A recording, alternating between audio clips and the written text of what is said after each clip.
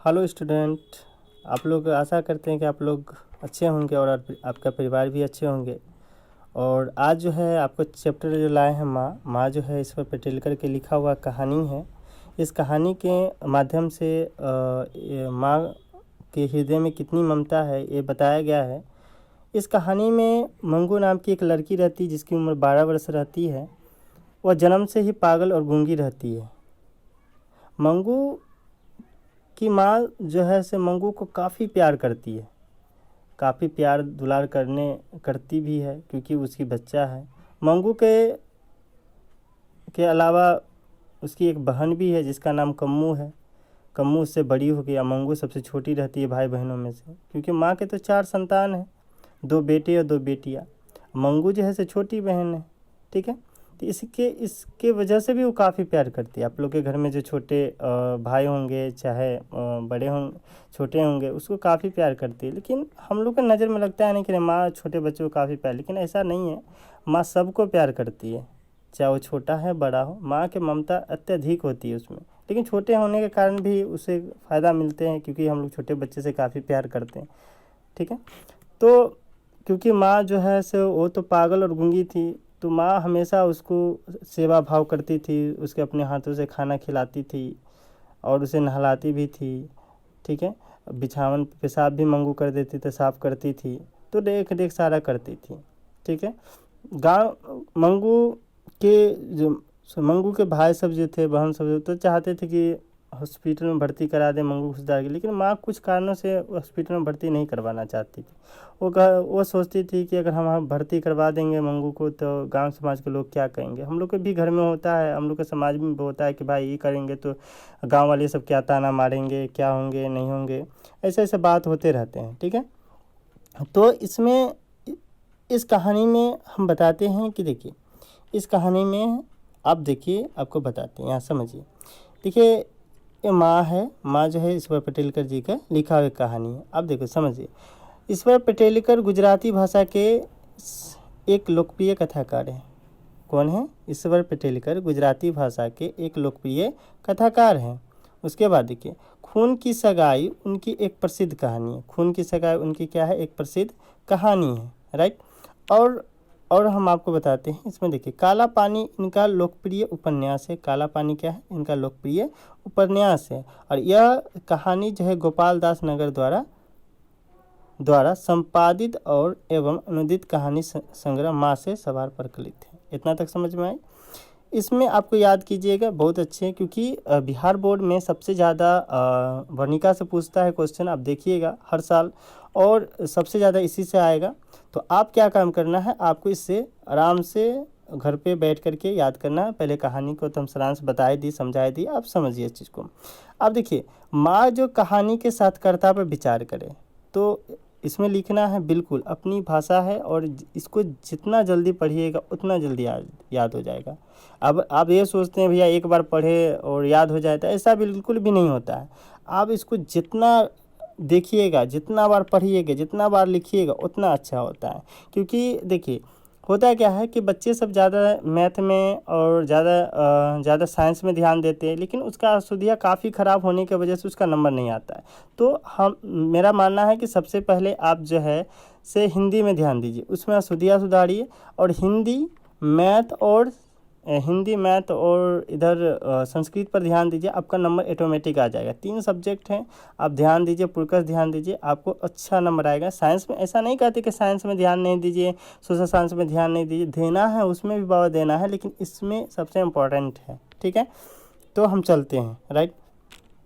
तो चलते हैं आपकी कहानी की ओर।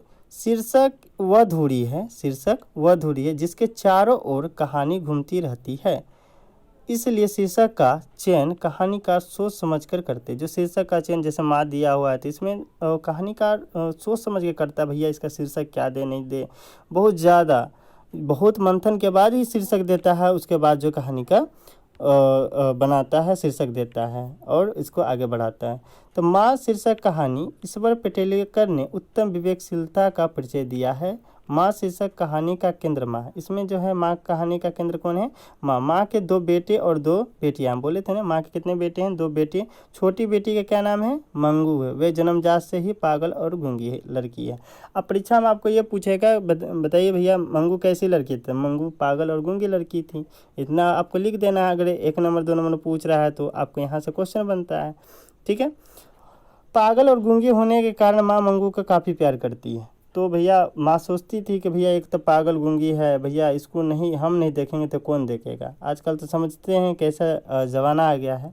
और यहाँ देखिए, और हर समय निस्वार्थ की सेवा करती रहती। निस्वार्थ मतलब बिना किसी अपेक्षा के, अगर उससे कोई भी नहीं रखती कि हम ये सेवा करेंगे तो हमें कल ये मिलेगा, राइट। फिर कहता है मंगू के प्रति माँ का आकर्षण में मृत्यु का पुकार है, और अंत में मंगू की याद में माँ भी पागल हो जाती है। सोच लो कितना दर्द वाली कहानी है। आप इसको क्या काम करना, बुक होगा अगर, अब बुक तो मार्केट में अवेलेबल होगा, लेकिन अभी कोरोना के लॉकडाउन की वजह से बुक अवेलेबल नहीं है, जिसमें स्टूडेंट को काफ़ी पढ़ने में प्रॉब्लम होती है। तो हम हो सकता है तो हम आपको PDF जो है से दे देंगे। अब आप कमेंट कीजिएगा नीचे में बॉक्स में, हम आपको PDF प्रोवाइड करवा देंगे, आप वहाँ से डाउनलोडिंग कर लीजिएगा। और कहती है कि दौड़ो दौड़े मेरे मंगू को मार डाला रे। और शास्त्रीय विद्वान के अनुसार शीर्षक सापेक्ष नहीं हो सकता। शीर्षक में शीर्षक के आकर्षण तथा रचना के मूल भाव व्यक्त करने में पूर्णतः सफल है। इस कहानी का शीर्षक माँ सार्थक उचित पूर्ण है, राइट। चलिए अब नेक्स्ट चलते हैं। नेक्स्ट में क्या है आपका? नेक्स्ट में है कि माँ मंगू के अस्पताल में भर्ती क्यों नहीं कराना चाहती थी। माँ मंगू के अस्पताल में भर्ती कराना क्यों नहीं चाहती थी, राइट। अब यहाँ देखते हैं माँ शीर्षक कहानी गुजराती भाषा के सम्मानित कार ईश्वर पेटेलकर की एक प्रसिद्ध कहानी है। ठीक है। इस कहानी में मंगू नाम की एक लड़की है, ठीक है, जिसका उम्र 12 वर्ष है। बात समझ में आ रही है ना।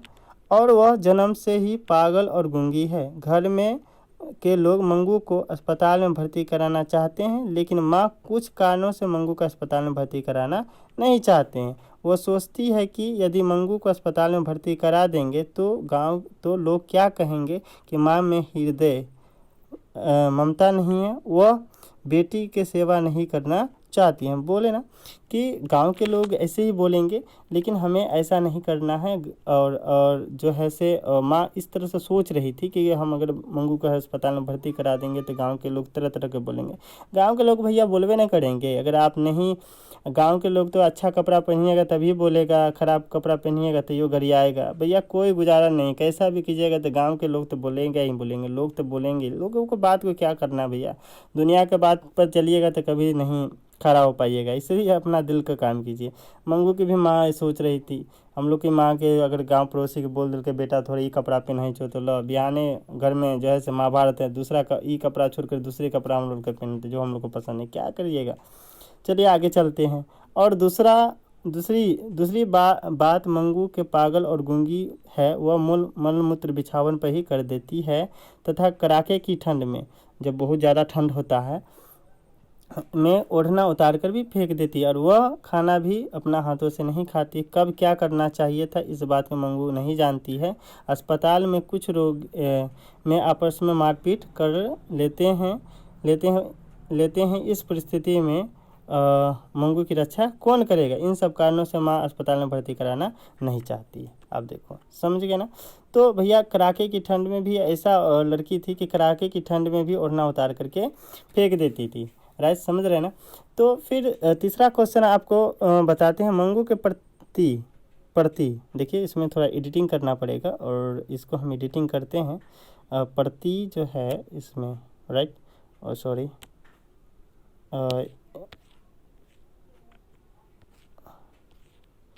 देखो, राइट। अब इसमें क्या है कि इसमें कह रहा है कि मंगू के प्रति माँ, इसमें माँ होगा, ठीक है। मंगू के प्रति माँ, इसमें मिस्टेक है, इसमें लिख लीजिएगा माँ, ठीक है।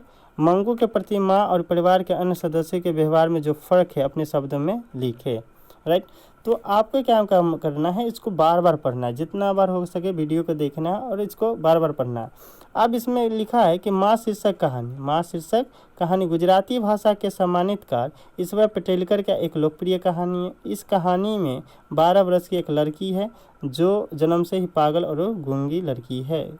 गूंगी होने का माँ मंगू काफ़ी प्यार करती है और वह अपने हाथों से खाना खिलाती है और साथ में क्या करती है, सुलाती है, यहाँ तक कि मल मूत्र भी साफ करती है। ठीक है, इतना तक हो गया। मंगू के बड़ी बहन का नाम क्या है, कम्मू है। दोनों भाइयों के व्यवहार मंगू के प्रति ठीक नहीं है। वह मंगू के बारे में कहती है कि इसके कारण ही माँ बच्चों को काफ़ी कम प्यार करती है। दोनों भाइयों के मन में मंगू के प्रति ममता है, लेकिन दोनों भाइयों पत्नी से डरता है, जिसके कारण वह अपनी भावनाओं को व्यक्त नहीं करता। भैया आजकल की लड़की तो होती है भैया, शादी करने के बाद तो पता ही है। तो इसमें क्या होता है ना कि आप इसको समझिए।